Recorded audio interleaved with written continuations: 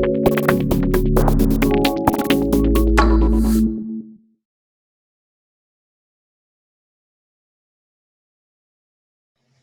I guess we can get started.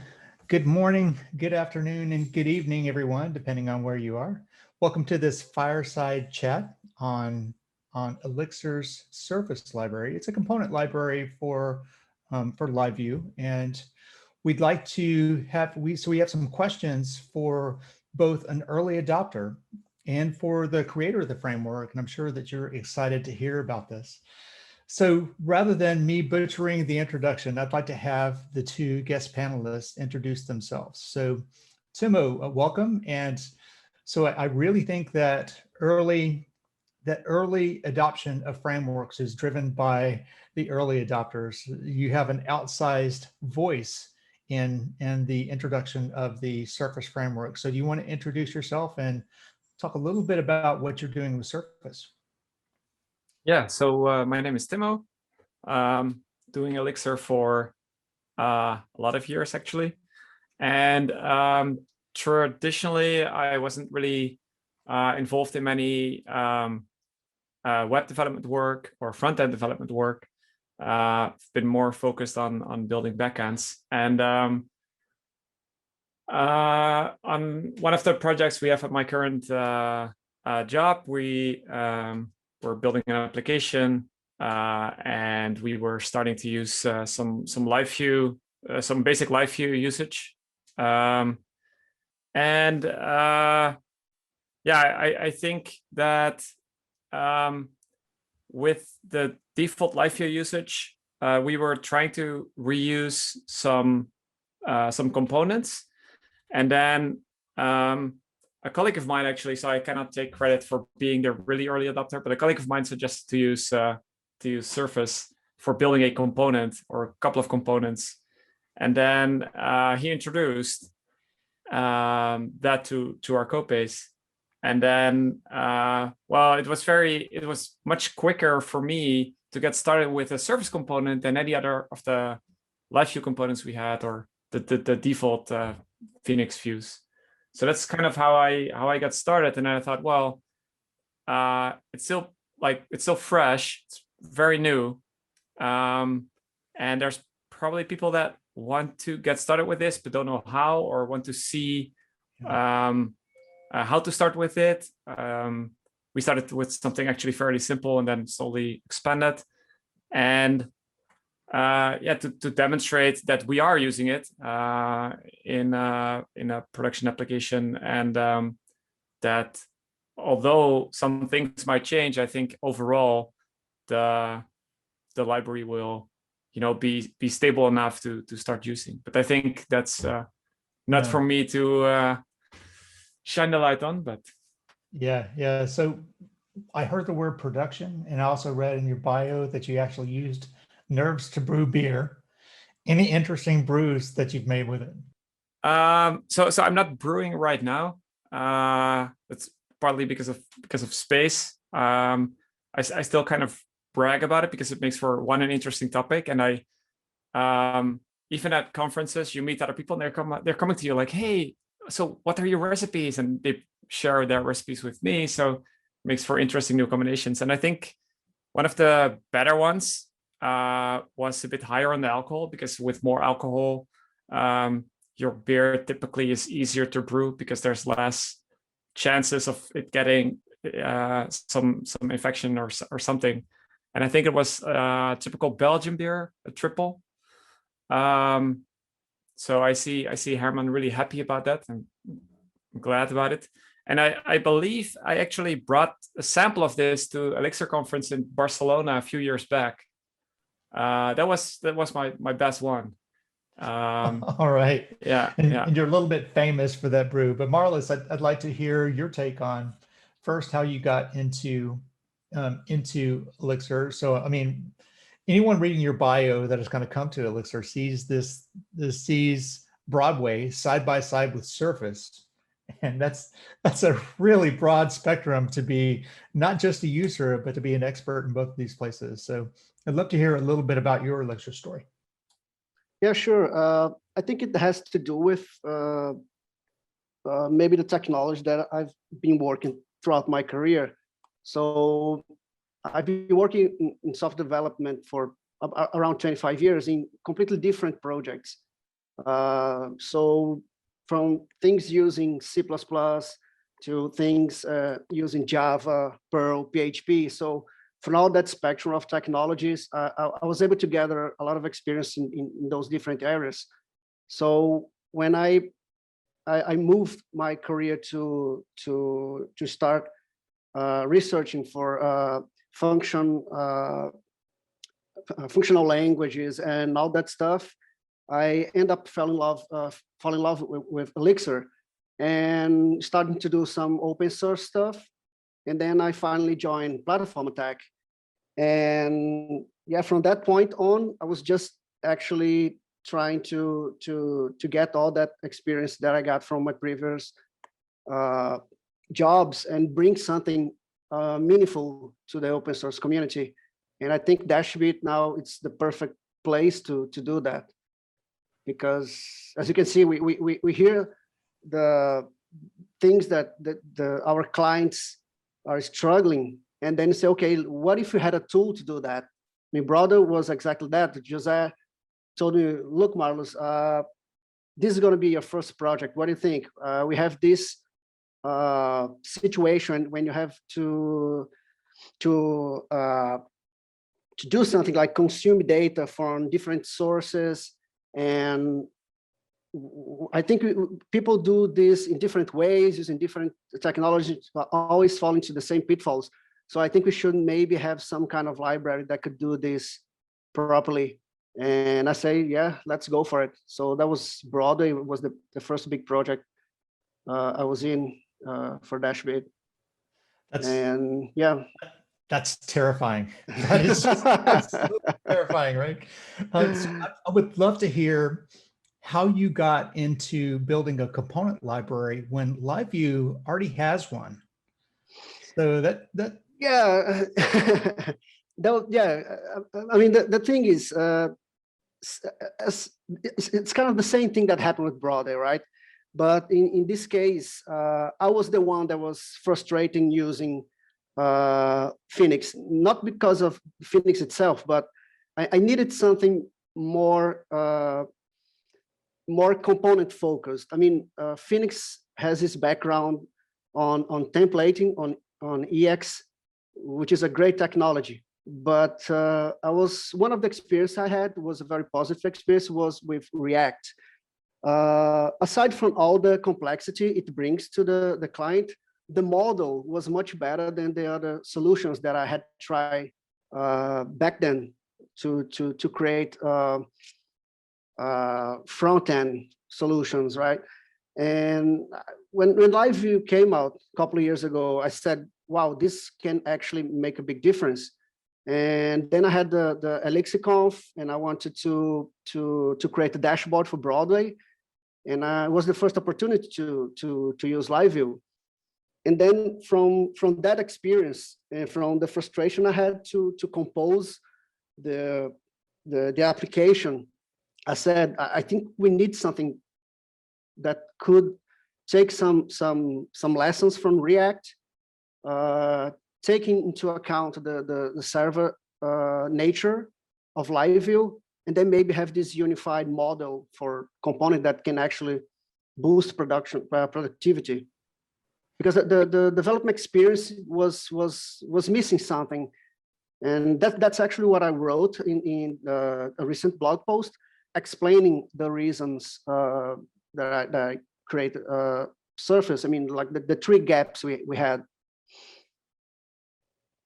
Yeah, so I really think that this is a theme that comes up often, and so there's a library that's pretty sweeping in its definition, right? Like something like Phoenix LiveView that has so many layers to it and so many abstractions, and so one person can't think through all of the abstractions, and even an extended team can't think through all the abstractions that are necessary. And so you have this little bit of surface area, and pardon the pun, but you have this surface area, and somebody has to step in and kind of kind of smooth out the rough edges. But it's a testament to Chris McCord and the rest of the Phoenix team that the abstractions are so clean that you were able to come in and do this work, right? That kind of layers on things like the templating engine, like the cleaner properties, like tweak the way that ID is handled and all those kinds of things. All are kind of tiny little pain points that we all see. And so now, Marlus, hide your ears. We'll kind of cover them. I'm going to ask Timmo. So you are a early Surface user, and there was this LiveView component thing, and you were looking for something to kind of smooth out that bit of your experience. So did Surface meet your expectations? I have to say that I wasn't sure what I was expecting, because as I said before, I haven't done much of like front-end development. So usually when I make something, it just and I open it in the browser, it breaks in some way, and then I go and I fix it till it works. So yeah, it's like literally quite beyond what I expected. So I started with a basic. I made a very basic, like normal LiveView component, where it was just a component with a number that you could increment. And this is the most basic component. Everybody can make this. And you had to set the initial number from the parent view, basically. And then yeah, you can set it to 0, and then when you send an update to it, you can send a number to it, so it increases with 10 or with 1, or it's entirely up to you. So it was not a simple it was a simple addition machine, basically. And so when my colleague introduced the first service component, and I was trying to looking into how to use it, I was passing like the first, to set up the initial component. Basically, I was giving the wrong type of value, and then I installed the Surface helper in your editor. So I immediately saw, hey, you're passing a string, but it should be an integer. I was like, wow, this was gonna break. If I would have loaded up the application with a default LiveView component, it would have broken. Trying to do like adding 1 to a string, which doesn't work. So it's funny. So I'm peeking over to Marlus, and I'm seeing him beaming right now, right? And he says, yes, that's the way I designed it. That's what you're supposed to see. You're supposed to get an error. It's supposed to fail fast. Anyway, sorry. Yeah. Really cool nonverbal interaction, right? Yeah. So this is actually that what you're seeing on his face. That was me during like writing and seeing my IDE, and I was like, "What? Why is my IDE telling me this? Is this even possible?" And that's when I saw the first magic of having properly defined properties of your component, so that whenever you want to use that component again, you know its properties, and you know how to initialize them and what are possible values. Yeah, I think that's the best start. And yeah, I've encountered this now on many occasions, trying to play and break it, because that's still possible if you do it, in a weird way. Breaking my application, right? Not the library. So yeah, that was the first kind of like magic for me that I wasn't really used to when, building better interactive components on a web application. Yeah, it's a really cool thing. And so Joe Armstrong was one of my early mentors. I mean, not like we talked a lot or anything, but all the conversations that we had were pretty impactful to me. But he used to call something a prologue moment, right? Like this magical moment when you recognize that, hey, I didn't have to code the rules of this, or I coded the rules of this thing. I didn't have to tell Prologue how to solve this thing. And so Marlus, my prologue moment with Surface was when I was just kind of up way too early working on an early release for Groxio, or for actually the Programming LiveView book. And, you know, I was just pounding through error after error. And then so I was just kind of hammering those out. And I noticed that there was a breakage in my HTML code that was not in one of my components, right? And so I looked closely and it said, you didn't close this tag. And it just blew my mind that it said, whoa, you mean we can type check that? We can add some structure to the HTML and the template can do more work for me. And I wasn't even doing HTML, right? So I was doing, at the time, SVG graphics, right?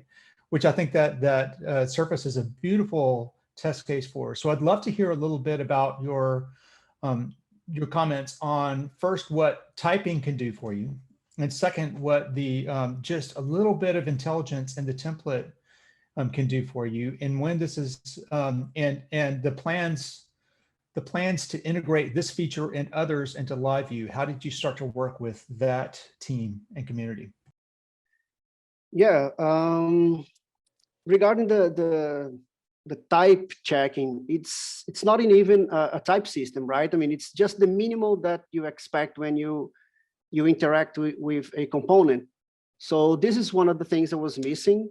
I mean, whenever I had to look into EX template, was this terrible experience, right? I mean, just going from top to bottom, looking for assigns to get hints about how maybe I should manipulate those assigns. I mean, is this assigns like public? Should I maybe pass those values, or do they belong to the internal state? I don't know. And developers usually don't document this stuff, right? So this is one big point. So I started thinking, okay, how we can solve this? And it has been done before. Let's have a public API, so we can declarative API, so we can define those and separate those. Okay, those assigns are public. You should pass them. Some of them might be required. Some of them might have default values. That's it, right? There's nothing fancy on the type checking stuff. It's not just as clear, just as the minimal. I mean, define the assign, set it's define if it's public, the type, and that's it. Now you have an interface. Now you have a public interface, right? So wait a minute. I think you just blew my mind. So what you're saying is that one of the roles that Surface fills is it's like structs for HTML, right? it's like a structs for a stateful component, right? Stateful and stateless. I mean, it just defines the public interface. I mean, how am I supposed to use a component if I don't know its interface, right? The most basic thing I need to know is its public interface. How can I interact? I mean, if I'm going to inject a component in HTML, what are the attributes that I'm going to have to pass? Which ones are required? And what type of those attributes? Should I pass an integer? Should I pass a string? So all that stuff. And so this was the first step. Let's have this minimal declarative API to define those properties and the internal data. So from that point, the other thing you need to do, okay, now you have the shape of the component, but we don't have the structure. I mean, EX treats everything as plain text. So, I mean, we're missing all the semantics. I mean, all the structure of the HTML and the components tree, you just don't have that. And that's a big deal.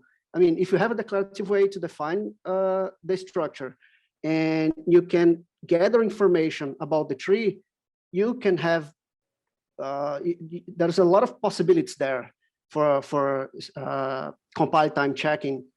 So having these two things, reading, acknowledging the structure of the HTML, having a standard way to declare attributes and all that stuff, then you can just mix them and then start creating those compile time checks. So I mean, it's really frustrating if you just forget to close a div and you have a stateful component and then LiveView starts to misbehave completely. starting updating parts of the view that you don't expect. It's really hard to debug.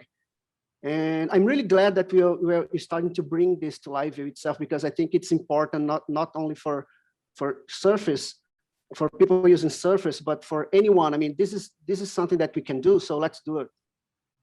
Yeah, so and that's actually the first question. And by the way, if you want to ask questions, the way to do it is in the Hoova application.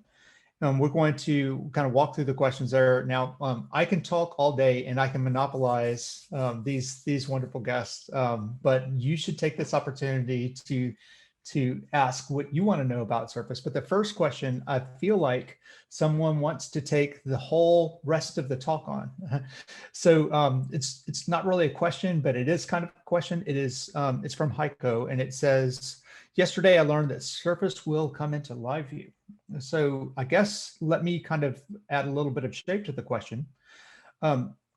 What are the plans? What pieces will be integrated into LiveView? What pieces have already been integrated into LiveView? And what does that mean? And what does that mean for the relationships between the two teams? I think just to recap something you said before about the architecture of Phoenix and about the role of Chris and Jose and all that stuff. When, I mean, a couple of years ago, I at the ElixirConf, I talked to Chris and Jose, and I was able to demonstrate a prototype of Surface, and they both liked the idea. And they said, look, this is great, but I don't think this is in the scope of Phoenix. I mean, Phoenix is supposed to be something more generic and all that stuff. But I think you should go ahead with the idea and try to do it at a separate library. And that was actually a great decision. I mean, it would be impossible to do all the things we did in Surface if you were inside the Phoenix project. I mean, there's much more constraints, right? I mean, a lot of other restrictions that we need to take into account.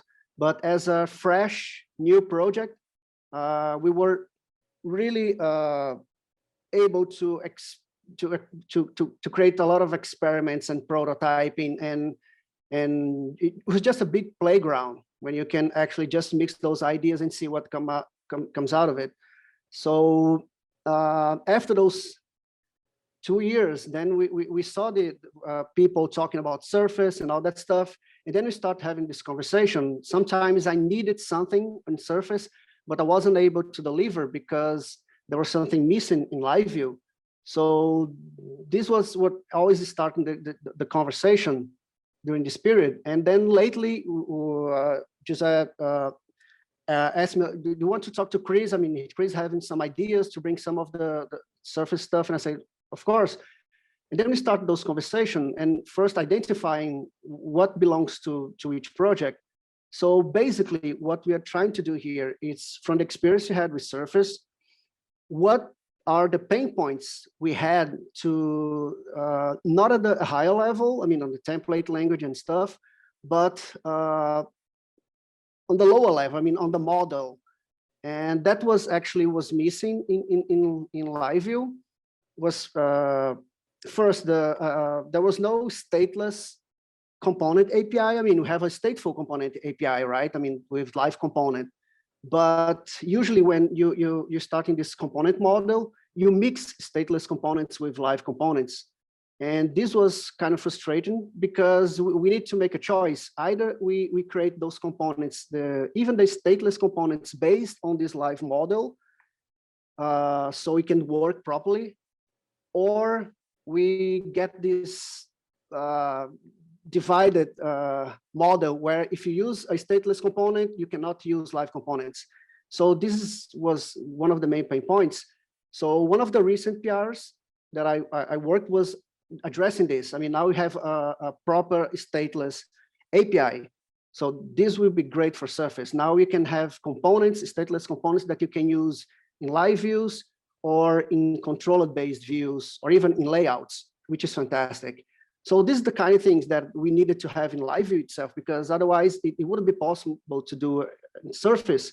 I mean, Surface is just a layer on top of LiveView. So everything that we are identifying as core features, I mean, if it belongs to the model, it has to go to LiveView. Otherwise, we just need to hack our way into trying to mimic those same behaviors. So this is the first thing: is the stateless API that we now have has been merged already, and the second one is the structure, right? I mean, now LiveView needs to understand the structure of the template so we can do validation, so it can properly work. And so there's some mapping of the state on the server and HTML elements. So this needs to work properly. In order to work properly, you need to have this well-defined structure. So this is the second point, was the second PR. So we introduced a new template language, which is Higgs, which it's basically EX, but now it understands the nodes of the HTML. So you can have some kind of validation. We have some minimal validation already. I mean, unmatched tags, missing tags, we can all do this. Attributes, I mean, if the syntax is correct. And the idea is to keep adding more and more. But that's basically the difference. I mean, it's not, Surface is not coming to LiveView. LiveView is, we are getting the core features, what belongs to the core model, to the component model, and this goes to LiveView. So Surface will stay as a library, as a thin layer, focus on providing better ergonomics, better tooling, a couple of other, there's a lot of stuff to do. I mean, there's so many, I have so many ideas. I would like a couple of hours here just saying about things that I'm thinking to bring to Surface. But the important thing is that I don't have to care about the core anymore. The component model is going to be established in Phoenix, and anyone can create a new templating language based on whatever they want and put on top of that. So I think it's an amazing model.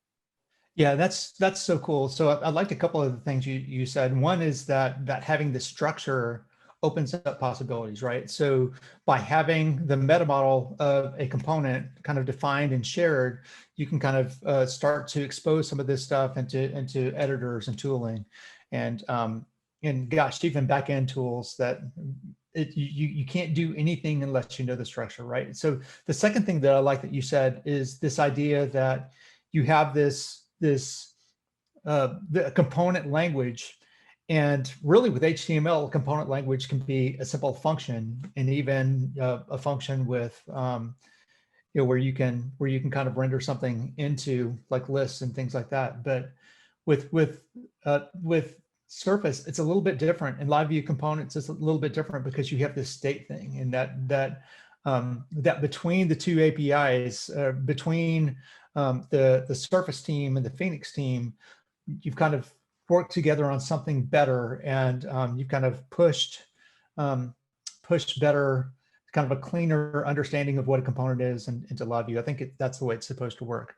And so Timmo, the next couple of questions are for you. One is, what advice do you have for individuals working with Surface for the first time? And this comes from Sophie. That's a very good question. I think that I would recommend anyone to first. I mean, if you haven't played with like a normal LiveView component yet, I would definitely try that first, so you have a bit of understanding of, I don't know, the functionality, basically that powers Surface, but which is much easier to break. But just to know also, because in the end, the LiveView component is like limiting further on the road, right? So if you don't understand this basic thing, then using Surface will seem like a bit of sprinkled magic, which I think you can achieve without Surface, but not as easily. So I would definitely do that. And then, when starting with the LiveView components, I mean the Surface component, sorry, the Surface website actually has some examples also of some UI things that you can do, like tables and I think forums is already on there. So those are great places to start, I think, where you can see and what kind of components are created already. And that's also where I picked up a few things. For example, we have our own surface table component, but while looking at the one that was created, I guess, by Marlus, we did things a bit differently. And I'm still trying to, we want it to be a bit differently because we have a slightly different needs. But looking at that, it gave some new inspiration for us in how to move further. And I think this was mostly with the generators. So if this was for a table, and with a table, you can structure it in different ways, basically, depending on what your needs are. Where one is with a generator, and the other one is just with passing the entire list of rows that you want to parse. So that has helped us a lot. But yeah, to be honest, I would start with something a bit smaller. I think we also started with something smaller because this can become also hard if you're sure you're making the right abstraction for your application.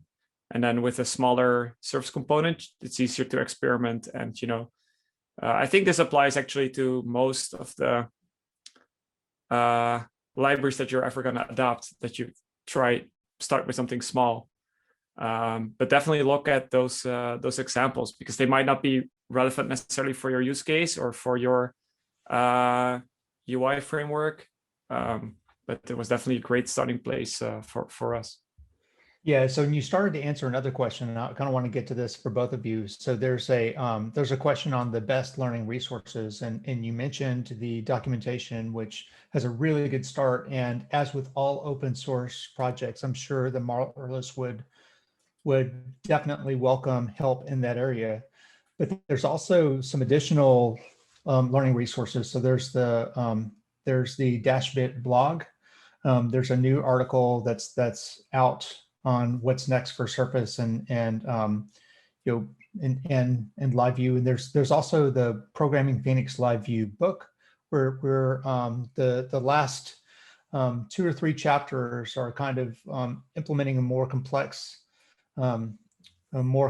interaction, and we're actually using Surface in conjunction with SVG, so that's pretty cool. So this question is to you both. So what other learning resources should people be paying attention to?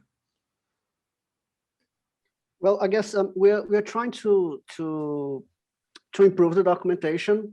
Right now, we have a pause on that because we're about to release Surface 0.5, which comes with a lot of enhancements regarding the syntax. So as soon as we release 0.5, we're probably going to review the documentation, especially the getting started. Right now, it's just maybe, okay, install Phoenix LiveView and look at the component samples and do whatever you want. But we want to bring maybe some tutorials, some stuff like that. And we're also having contributions regarding generators. So it's going to be much easier because you can just like mix Surface init and you have everything set up. And then you can have some kind of form, and then you're going to have some generators to do that. So it's going to be easier to get it started. So that's what we were trying to do now. Yeah, that's really cool. I love how you're attacking this problem, as with everything that Dashbit does, right? Is you're attacking the problem from a holistic adoption perspective. And so the next question comes from that perspective. So question, could Sure. you please post the links for the learning resource in the chat? Yes. So we'll try to get to those. We'll try to get to those probably after the talk, so that we can focus on the talk. but good question, Heiko. We'll try to do so. And so the next question is, are there tips for integrating a surface into an existing LiveView application? Sometimes that can be tricky. I know that Timmo, you mentioned that sometimes it pays to start small, and that I agree when the abstractions are right, as they are with the Surface API, that's the best way to get going. But are there any other tips for getting started with Surface in an existing LiveView application? I think there's literally like no limitations to pull the library and start using a small Surface component. So you don't need to do anything special for it. And I think actually, so I also we also migrated some typical controller views to doing to LiveView, which is actually in my opinion more work. Because you have to look at what is the template doing, what's the view doing, what's the controller doing, and then if you have to migrate it all to a single live module or multiple, yeah, you really have to think about how to restructure that. But adding a Surface component was I don't know, it was a breeze. Actually, it was really easy. And then to look back a little bit on our conversation, because somewhere we mentioned that that you have a more structured approach to building your front ends, and I think that that gives a lot of benefit, because if your front end can expose to your program like, this is how we expect the data, which is basically what Surface is doing, you only have to think about how to fill that data with the right information. And it will get displayed correctly. And typically, it's literally what Marlus said. You have to scan the template for where is this assigned use, etc. And I think this is going to bring a lot of cool things to think about, because usually, as I'm going from more like systems application developing, and then you have your database, you define your schema, you load your data. You pass around structs, so you know what the data is going to look like. And now, theoretically, I don't have to think about what data I give to my front end. I give it a struct. It's just that the struct is defined by the front end. So instead of me focusing on how this front end is going to work, I only have to think about, okay, I have this schema over here on my database. I have my business logic somewhere in a context or some other module. And then I have a place where I'm going to display the data, and there it needs to fit in this struct. So instead of having to think about how am I going to display this data nicely, I can think about how do I get from this struct to that struct. And if you're writing Elixir, that's the easiest thing to do: get from one data type to another data type. And I'm expecting a lot of. I'm hoping for a lot of development in this area, also to come up with basic components that you see on everyday web pages. The simplest one I came across in our code base, which we haven't done yet, is Pagination. So we have a page with Pagination, and then I'm sure that a lot of people know the library Scrivener, and there's a Scrivener HTML library that will help you, to show your to work on your page. But if you're going to combine your Scrivener with Surface, all you have to do is pass around the Scrivener struct, and Surface will render it for you once you define that component in your project. So instead of having to think about how to display this, I can think about what should my data look like, and that's going to be there's going to be lots of development here, and I'm guessing a lot of people will start writing components that you can just plug in, and I'm hoping it will also make a difference in some of the admin tools that are being offered here and there around, that you can plug into your project to like have a view and some editing on your database. Yes, and what a wonderful way to wrap us up. So we basically said that so we can clarify our interfaces, which is kind of the theme of this talk.